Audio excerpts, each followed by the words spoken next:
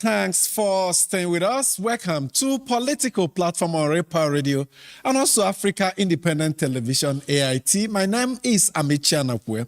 Today, we will focus on the June 30 protests in South Africa, where groups of demonstrators took to the streets demanding stricter action against what they called undocumented migrants. The protest has reignited concerns over anti-immigrant sentiments, raising fears among thousands of foreign nationals, including Nigerians who live, work, and do business in South Africa. While organizers say their actions are aimed at illegal immigration, the safety of law-abiding and well-documented migrants has been compromised, with their shops looted and some of them killed in the process. We will examine what sparked the protest, its immediate and long-term implications for Nigerians in South Africa, the response of both the South African and Nigerian governments, and what measures are needed to ensure the protection of lives and property and the ideals of African unity. We'll be joined by Uche Ononeze, founder of the Kenneth Kaunda Foundation. He will join us virtually from Pretoria in South Africa. The General Overseer of the Redeemed Christian Church of God, Enoch Adeboye, has come under public scrutiny following comments viewed as supportive of the administration of Bola Tinubu. His remarks have sparked debate, with some Nigerians drawing comparisons to his vocal interventions, criticisms, including street protests during the Goodluck Jonathan administration. The contrasting perceptions have reignited conversations about the role of religious leaders in holding government accountable, regardless of the administration in power. We will offer perspectives. We will also interrogate the role of presiding officers of parliaments in Nigeria in implementing the law as it affects lawmakers that defect from one political party to another. The law provides that the seats of such person be declared vacant by the Senate President, the Speaker of the House of Representatives, or the Speaker of the House of Assembly. And that if there is no division in the party, the presiding officer should declare the seats vacant.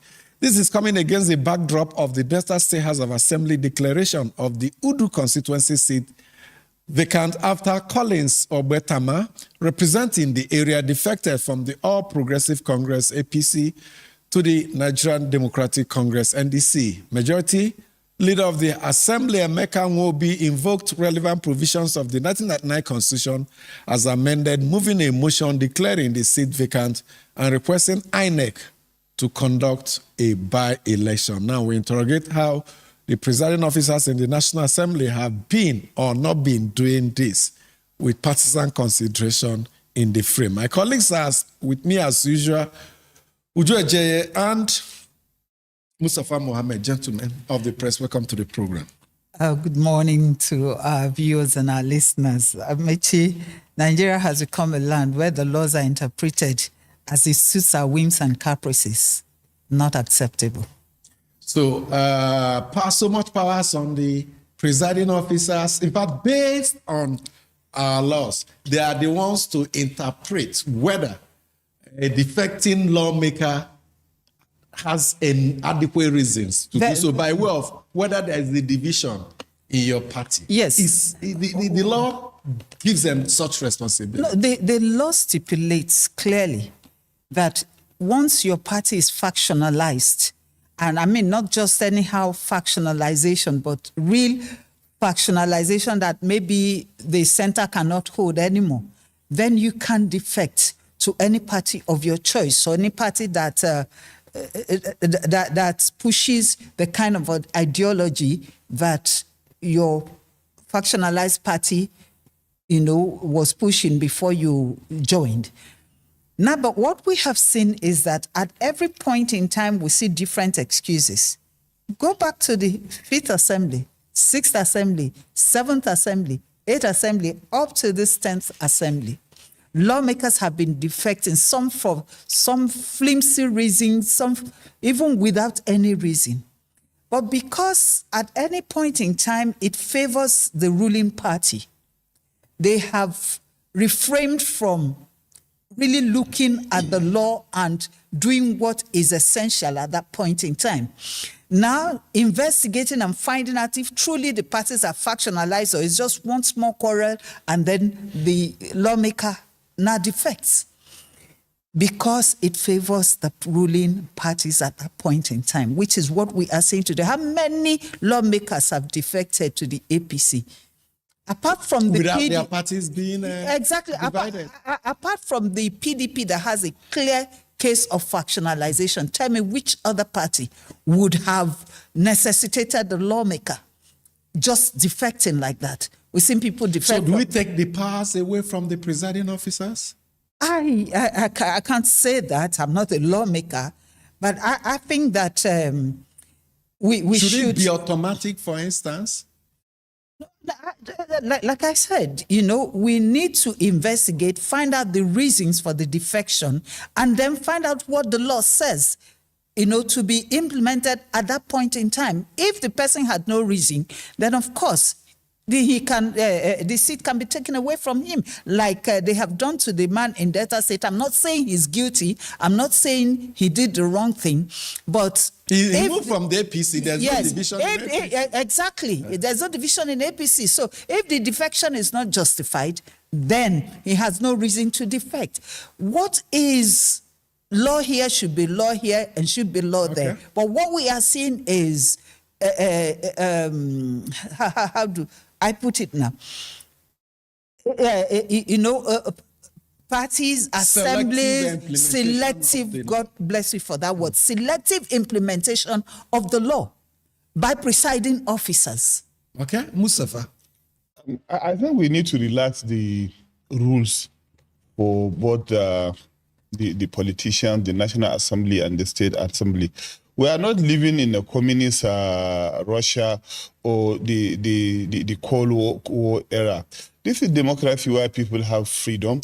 You don't just stop people from changing their ideologies or changing their platforms. We don't need rules such as there must be a faction or a division in your party before you have the freedom to move to another party. And we all knew how people moved en masse to the APC when Buhari and President Tinubu were forming that party. Were there factions in their party, especially the PDP? What we had as the new PDP was not really a faction. It was people who felt some corrections need to be done in the PDP. And is that the case? Because the new PDP took advantage of provisions in the law that says the best way to personalize the party is to do it right at the national convention of the party. And the new PDP people did their workout, 4 governors and some other leaders, right from PDP's national convention in Abuja. So they may have made that mark that, indeed there was a division. Under the Communist Party, if you show any revolt, you know the consequences of your revolt. That is in Russia. In Russia. Even in the Chinese Communist Party, you don't have an option. Once you are a member, you are a member. Now, coming back to democracy... But these are one-party states. Exactly. But you see, coming back to Nigeria, where you don't have a communist system, it's not a one-party state, I think people should have the right to move out of any political party. That's the beauty of democracy. And if you have rights without any condition to move, then this selective implementation of the rules should not be there. It's a partiality. You know what in the Nigerian parlance called partiality. This is actually what is happening. You see, you talked about what transpired with the NPDP. Now that they walked out of the convention, does not even stipulate factionalization, because people can disagree and then go back to the table and then iron out their differences, and they will still be together. So that is not even a justification for that action from my own point of view. Now, Mustafa talked about amending the laws so that people can have the freedom to move to wherever they want. And he was talking about ideology. What is ideology in politics? Now, if you now engage in what our colleague would call jumpology, how does that justify the fact that you are principled with regard to ideology? Now, today you are in AD, tomorrow you are in APP, tomorrow you are in APC. How does that justify that you have ideology? For me, I think that's one of the weakest reasons that anybody can give. That you have ideology is what makes you stay, like the action, the NEPU of old, the action party, the UPN, action group, UPN, where people stayed no matter what, they stayed back to build the party, and they built them to strong institutions that you knew that if you saw Babawolawo, you knew what he stood for. If you saw Zik, you knew what he stood for. If you saw Boni, GNPP. Yes, GNPP, Wazir Ibrahim and all of them, you knew where they stood. So I think that whether it is amended or not, the case of ideology is something that our politicians should start considering, because as far as we are concerned, there's nothing like ideology in the political setup that we have today. And back to what we're talking about, that law has not been amended yet. And so the law should suffice for everybody. The law should be invoked for everybody. If they are going to invoke this for that Delta lawmaker, then they had better revisit the National Assembly and start invoking for those who also moved from their parties to APC without justifiable The only reason. time the Senate President threatened to invoke it was when Naya Baribe made moves to defect from to Labour Party, and the Senate President told him, I don't think there is any division within ABGA. And so it raises the issue of how presiding officers wield the enormous powers that are entrusted to them. I'm of the opinion that they have so much discretionary powers that must be limited. Even our president, a lot of people have said the Nigerian president is the most powerful president in the world, not because of structure, not because there are no checks inbuilt to withstand and check excesses, but because those institutions and structures and frameworks have refused to come alive. Now look at the US, where the Supreme Court nullified the executive order of President Trump that people born in US whose parents are not legally empowered residents, documented residents, should not become citizens. But the Supreme Court, in a very landmark decision on Tuesday, told the president, sorry, Mr. President, you're wrong. Our constitution is very clear on this. Now, how many times do we see it in Nigeria, in Senegal? We are seeing a situation where the parliament also on Tuesday, just yesterday, voted to clip the powers of its president, insisting that the president must resort to the National Assembly, especially in areas of mineral rights and awarding rights for mineral exploitation and exploration. Perhaps it's time for Nigeria to also take a cue at these developments in these countries, strengthen these inbuilt mechanisms to check excesses of the president, of the governor, of the presiding officer, speaker, Senate president, of director generals of even parastatals. This is what we have to do as a nation to ensure that balance that is needed to drive our democracy. And we'll quickly move to another issue now. Before we get to our guests in Pretoria, the issue of clergymen in partisan politics.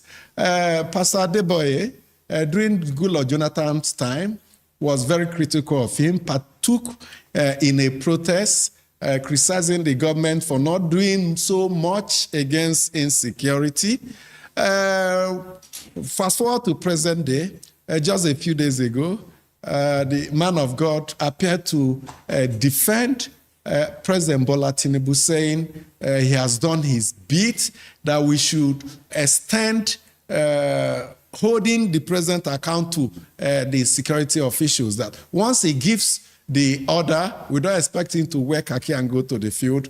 That those that have gotten the order must readily execute. And a lot of people are saying perhaps the change of stance as for responsibility of the president to security may be influenced by the fact that Tinubu is his kinsman. These are what people are saying. Well, but you see, people need to be very fair to Enoch Adeboye, the church leader. You know, even as a Muslim, there are church preachers that I watch and listen to sometimes.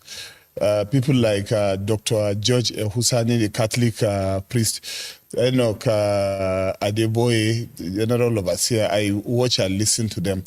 This is not the first time religious leaders are getting involved in what the government does in its policies. I can give you example. What happened when the Muslim ticket issue came up? A lot of Muslim groups came out, their sheikhs came out to ask their supporters to vote for Tinubu and Kashim. Very few people criticize them for doing that. And a lot of them have later also spoken for or against some of the government policies. As a citizen, even leaving the issue of being a church leader aside, Enoch Adeboye has the right to express his opinion, and people should excuse him for expressing his opinion as a citizen of the Federal Republic of Nigeria. It doesn't mean that because you are a religious leader, things are happening and you have some special concerns, and then you won't be talking or expressing your opinion. Being a religious leader does not make you a mute, does not, take the right of expression from you. So therefore, people should excuse Enoch Adeboye. Baba Adeboye is a man who has, over the years, maintained his integrity and the integrity of the church. He's a man of the spirit. Most times when he talks, he doesn't just talk. I would not jump into the fray of trying to condemn or criticize him, because at that point in time, he petitioned President Goodluck Jonathan. He petitioned President Goodluck Jonathan. And he had the right, like Mustafa has pointed out, to do it at that point in time. And don't forget that at that time, things were not as bad as they are today. Maybe because of the newness of that situation, not altogether new, but at least certainly not in the dimension that it has taken today. He had to quickly petition him to say, look, this thing, we really need to nip it in the bud. But it has gone far beyond that now.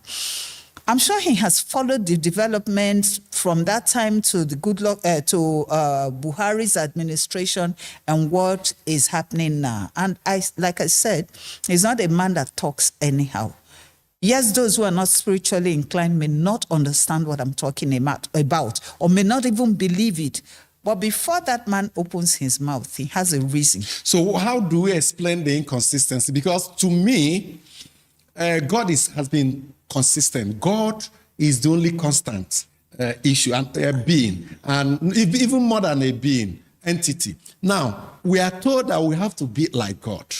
We also have to be consistent. And anybody that is consistent is someone with integrity. When you show inconsistency, how do we say you have integrity? For me, I do not see this as inconsistency. A lot of us had a lot of opinions when President Goodluck Jonathan was in power that have changed over time because of new understandings, because of new unfolding scenarios that were not visible at that point in time.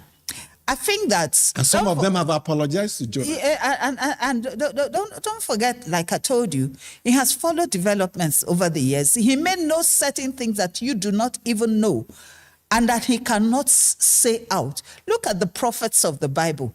From Isaiah to Jeremiah, they all operated differently, albeit towards holding together the land of Israel and ensuring that the will of God is done. The man is operating as he is led, and I think he should be left alone.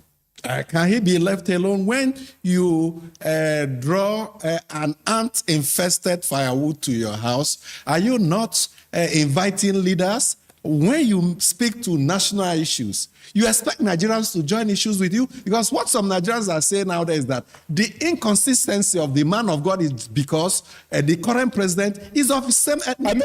Did he also do that with Buhari? Because I recall that during Buhari's administration, he came personally to meet with Buhari.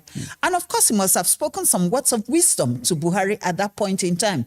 Because so did he choose to meet with he Jonathan? did not petition, but he also adopted a different format with Buhari. This, just like he's doing right now. I do not think he has invited any ant-infested wood. You are seeing it that way. But for those who have understanding, it is not. I think as humans, we speak at different moments. If he needs to criticize anyone, he has that freedom to do that as a citizen of the Federal Republic of Nigeria. If he needs to support anyone or give admonition or advice as a citizen, leave aside the fact that he's also a man of God. As a citizen, he has right. Maybe because of the English medium, the social media, the news around the South. In the North, the current president and administration have come, under a lot of criticisms in recent times because of the policies, insecurity, and what have you, that during preaching or sermon on the pulpit or even in the social media, they use the popular Hausa language in the North to say a lot of things against the government and against the president. But I think anybody who is coming out in the open to express himself, let that person be. Let him continue doing his citizens' rights of expression and what have you. It doesn't take anything. Well, Father Mbaka in Enugu made a statement recently suggesting that the kidnap of school children and their teachers in Oyo State may have been instigated by Oyo State government. So that's perhaps, when they speak, they tell us, oh, we are led by the Spirit. No, if you have, perhaps God spoke to them and all that. If he has reasons, he should come out and, and if he has evidence, he should come out. Just yesterday or before, another kidnapping of school children happened in Lhasa in Borno State, the same place where recently something happened. I actually also don't agree that God will descend and talk to a fellow human who is not a prophet to come and, if God speaks to us as humans, with all the problems we have in the country, God will just come down in your dreams and give you blueprint, or physically appear, give you a blueprint on how to solve your economic problem, political problem, social problem, poverty, lack of infrastructure. Miracles will be happening. Within 24 hours, you solve all your problems. I don't believe in that God told me things. Obasanjo then asked some clerics who claim that God spoke to them about their political positions. Obasanjo asked some of them, are you really hearing from God? Are you really hearing from other realm? Perhaps that question suffices today, because Prophet Elijah Ayodele also raised issues about Kwankwaso and Peter Obi partnership.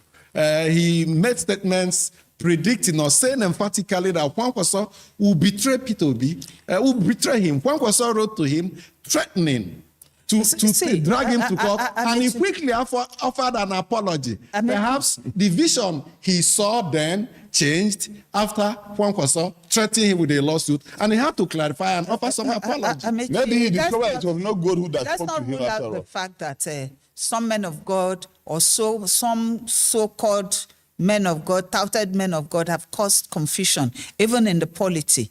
Some of them just trying to seek relevance, talk, and we have seen that most of the things they said did not come to pass. Even the Father Mbaka that you talked about, initially he was so highly respected until what happened during the time of President Buhari. He started with Chimaroke. Yeah, Ebano. And he predicted he will lose re-election in 2023. He said God had spoken to him that he will lose. Chimaroke won.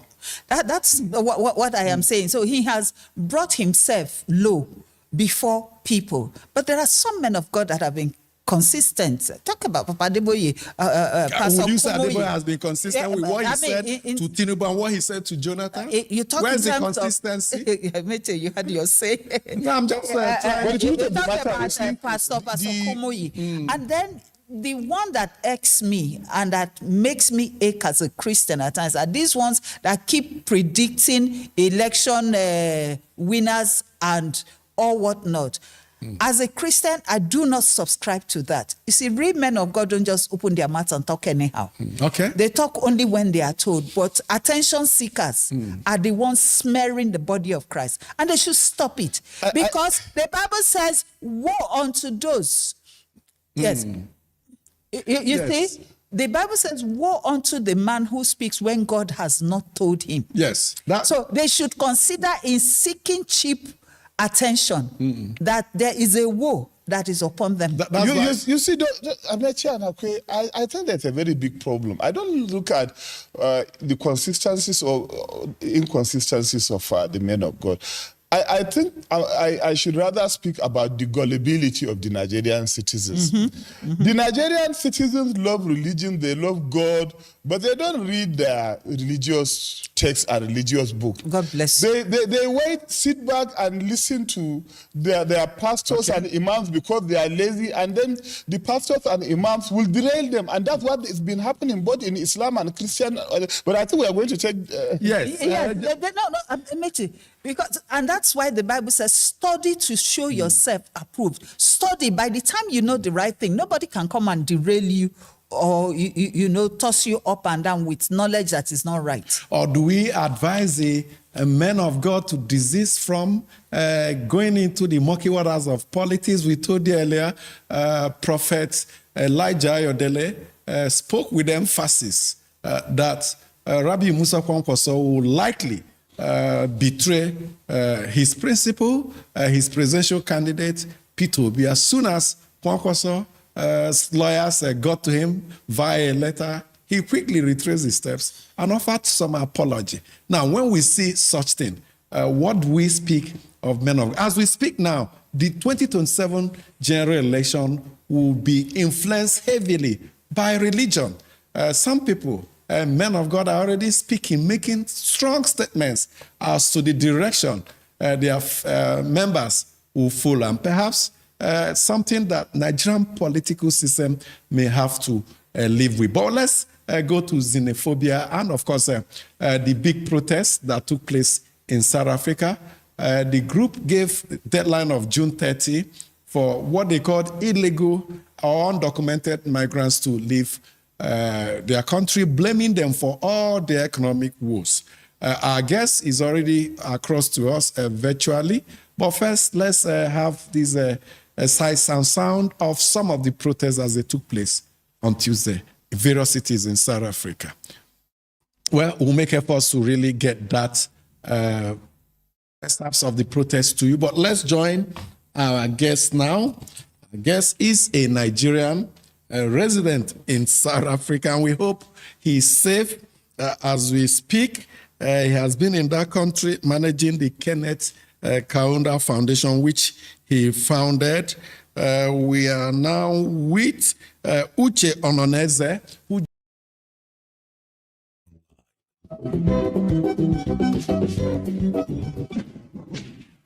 Don't miss anything from our real-time updates and exclusive content. Follow and participate in discussions on live TV studio programs to shape the narratives. Subscribe, engage, and share from AIT.live at AIT_online on X, AIT Online on Facebook, official AIT Live on Instagram, TikTok, and Threads on YouTube. Stay connected with AIT on air, online, live. Press is that the second batch or the third batch of Nigerians stranded in South Africa were repatriated to the country. Some of them are still left behind. But we have Uche back now. Uche, can you hear me now? Actually talking now. Can you hear me, Uche?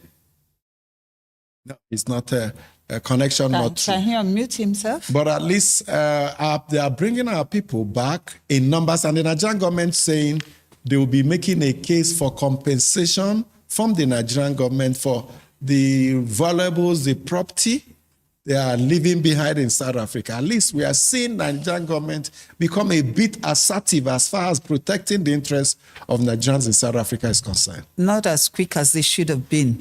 I mean, look at the speed with which Ghana evacuated its citizens. We are still grappling. There are still a whole lot of Nigerians in South Africa that need to be evacuated. And as for compensation, I think that is one that they must push. You know, each time I look at that car wash that was destroyed during the protests owned by Nigeria, did you see? The country should pursue it so that these Nigerians are not left stranded after they have worked so hard over the years, providing employment for South Africans, not the other way around. You see, the South Africa has just burned its fingers. This is our local proverb.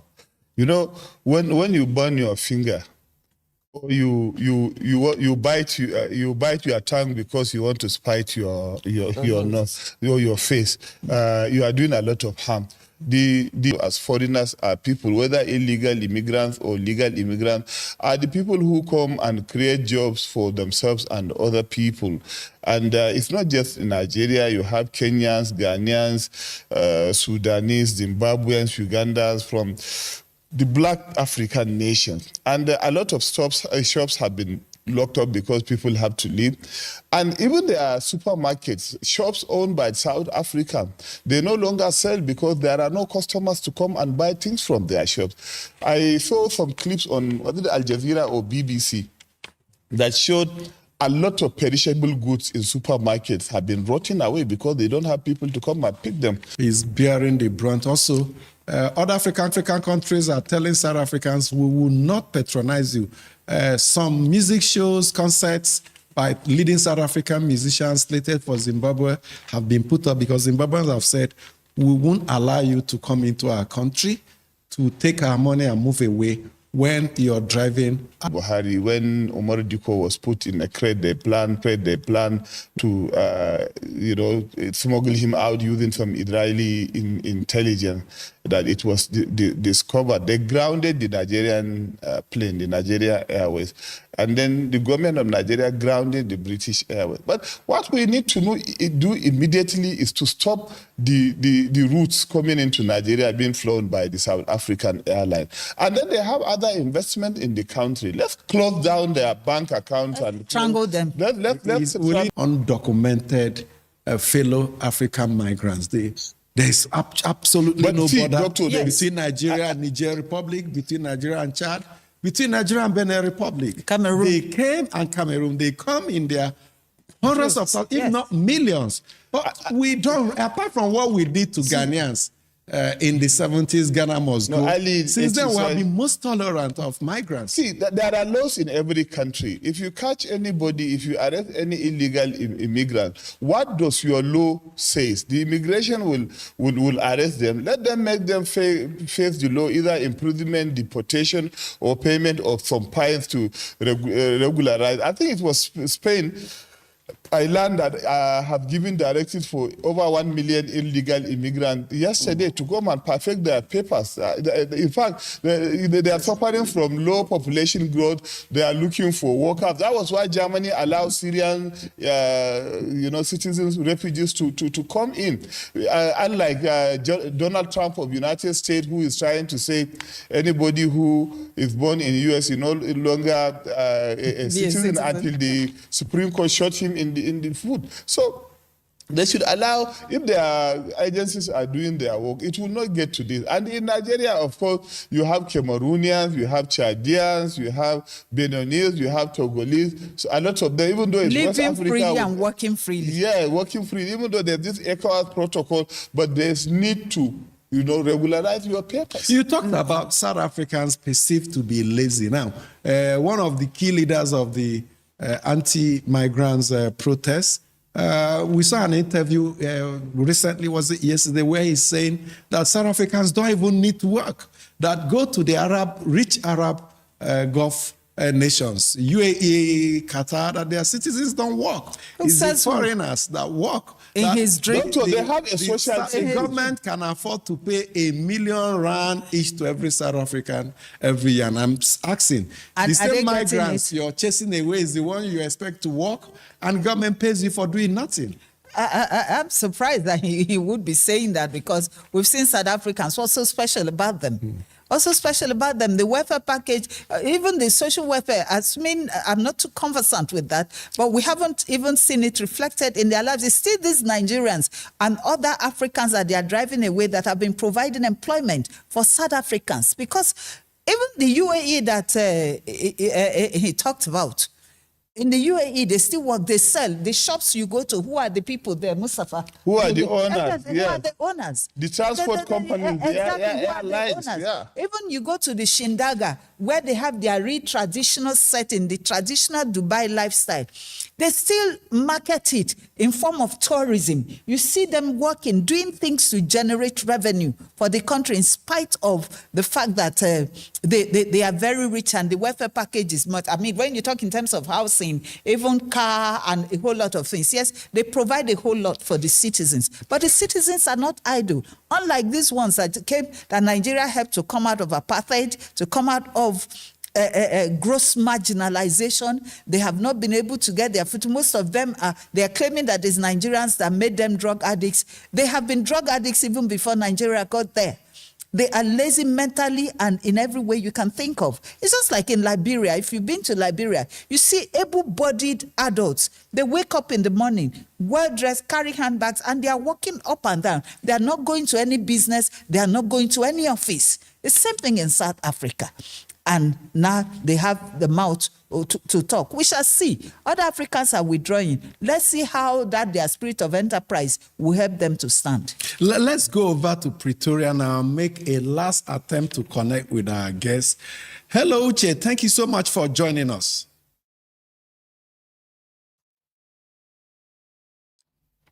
Uche, we're on to you now. Can you hear me? Maybe he needs to unmute himself, does he? Okay. Uche, do you need to unmute yourself? Last Check. attempt. And so let's interrogate what the Nigerian government has been doing. We have brought in some good number, but the bulk of stranded Nigerians are still left out there. Yes. The other day, we saw gory pictures of images of a Nigerian killed where he was standing outside his shop in South Africa and all that. It's good, and we have commended the government for saying they've asked citizens there to document the property they are leaving behind and will be asking for a compensation. But what about the women who were stripped? How do you compensate for stripping a woman of her dignity and everything that makes her a woman? It's a very sad situation. We need to commend the federal government for acting and then let them continue the evacuation. But I think what is happening in South Africa is a lesson for Nigerians who think they can go to other people's countries illegally and be hiding like a rat. It's been happening in European nations. It's been happening in the American. It's been happening in Asia. You're talking about India, China, Thailand. Everywhere you go, you have a lot of Nigerian immigrants, illegal immigrants trying to hide and do business. And you see, if you want to settle in any other countries, you can actually go to those countries legally. Even if you enter and you have already gone in with other visas, you can try to regularize. Depends on the rules of that country. But you see, if you're trying to hide and do the illegality, they can take advantage of your helplessness and a lot of wrong things will happen to you. Yeah, Mustafa, I do not think that in this case it's a matter of the illegal immigrants. There were some who are legally there, who have all their papers, who are doing legitimate business that are following. In fact, the mob just descended on anything black that is not South African, particularly Nigerian. So it's not even a matter of, being an illegal immigrant. And in this case, for me, the lesson would be, look, let's stay back in this country and build this country. Whatever be the lapses, whatever be the hardship, I believe that if every Nigerian is committed to building this country, like the Chinese did, like the Malaysians did, we would come out of whatever depression that we're facing at this point in time. Okay. What is the point of going, laboring, building other people's countries, and at the end of the day, just because of any little thing, either they deport you or, like what is happening in South Africa, and they reduce you to 0.0. Let's stay back and build this country. It's not always greener on the other side. If you water your land enough, the green grass will grow. But migration is a natural phenomenon. Even the is. best countries of the world still have their citizens going out in search of greener pastures. But perhaps let's get to hear from our viewers and listeners now as we go into our feedback session, Citizens' Perspective. And the first mail from our email box we are reading is from Laji Abbas, who's writing from Ada, local government area in Kogi State. And it says, even the dumb, deaf, and the blind are aware of the fact that PDP is the reason for our current political ordeal. If the PDP had not suppressed opposition, a playbook the APC is following today, the situation would have been better. Is the PDP not the tactical reason why older opposition parties like the ANPP and the AD vowed not to reincarnate as political parties in this and the next world again? Nigerian leaders have hurled countless such stones over the years, leaving scars on our historical journey. To mention a few, quoted whether in or out of context, we have heard telephone is not meant for the poor, the blood of dogs and baboons we soak, stealing is not corruption, while you're protesting, we are relaxing and enjoying ourselves. Our problem is not money, but how to spend it. 2007 election will be a do-or-die affair, and the strange affection demonstrated on this program on Monday, claiming PDP never stifled opposition political parties. This one is from Emmanuel Nkama from Alimosho in Lagos. He says, please, I crave your indulgence to observe that high price of fuel pump weeks after the end of the USA-Israel war in Iran and the Strait of Hormuz opened is quite unfortunate and unpatriotic by appropriate authorities. For how long will it take the marketers to increase the fuel pump price even before US and Israel sneezed in Iran? Now, Deacon Emmanuel Ede sent this in from Madala. And he says, the importance of state police in Nigeria cannot be overemphasized. The passage of the bill was hurriedly done without proper consultations. The Senate should have involved Police Service Commission, civil society organizations, media organizations, Nigerian Bar Association, National Judicial Council, and other stakeholders to discuss the composition of the state police, devoid of unnecessary hijack by the politicians, especially the governors, before passage. Thank you so much for the mails, and we'll consider one last issue before we go. APC has started issuing forms to candidates, the real candidates that won the primaries, and have started uploading their names in INEC portal. Other parties are doing so. At least P2B told us yesterday that he has completed his nomination forms, and his party also said they have uploaded both his name and that of their vice presidential candidate, Rabiu Musa Kwankwaso, to INEC portal. Why P2B is asking INEC to publish the qualifications claimed by candidates for, in the spirit of greater transparency, some rebels within APC, some names that were expressed reservations when it took this long for parties to start, revealing names of those who were actually successful with the party primaries. And maybe this is part of the fallout. What kind of considerations? Okay, were the people affected consulted or, questioned with regard to the considerations that made their names to be dropped? And did they actually win at that point in time? Why would their names be dropped like that? Were they given the opportunity to defend themselves? And then why give us A today and B tomorrow? You see, people who were suspicious are almost being proved right at this point in time. And I'm sure we're going to see more upsets. Absolutely. In almost every other party, once those names, Mustafa, have been uploaded, those that feel cheated out will want to bring down the roof. You see, it's easy. Since they don't have opportunities of going to contest in another party now, the angry ones and their supporters That's will the definitely unfortunate situation. Yeah, they will go and do anti-party activity. It's very common. You don't have to call it legal or illegal, but that's the surest way of expressing their anger using the ballot paper and ballot boxes. It's allowed. Or the party can Protest reach votes. them, the party can reconcile, offer It's very promises difficult. of appointed You deny positions. somebody's legitimate win at the primaries, and then you're going to console him with what?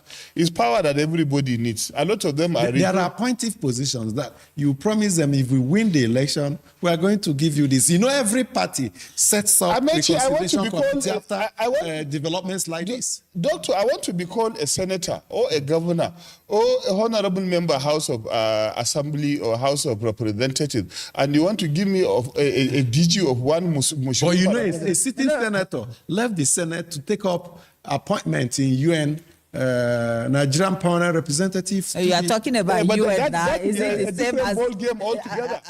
What's the name of that senator from? Jimo Ibrahim. Is it the same as the DG of one agency here? Bros, you know, there are things and there are things. There are powers and there are powers. You're talking about the UN. You see, you talked about compensation.